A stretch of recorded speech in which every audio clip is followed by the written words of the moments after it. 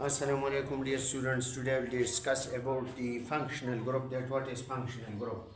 An atom or group of atom that gives certain characteristic properties to a molecule is called functional group. For example, chlorine is a functional group, you see, and chlorine is a functional group of hydroxyl group is a functional group, amino group is a functional group.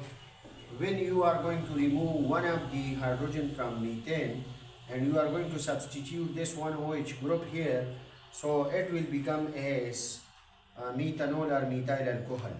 So instead of this one, if you are going to put amino group here, that is NH2, so it will become as, after methyl it will become as methylamide.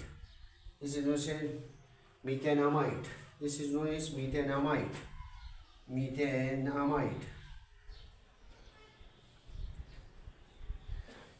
So if you are going to put here the carboxyl group COOH, so it will become as, you see, it will become as double ये इस तरह बन जाएगा कि ये double OH, तो ये क्या हो जाएगा CH3COOH. This one is the acetic acid.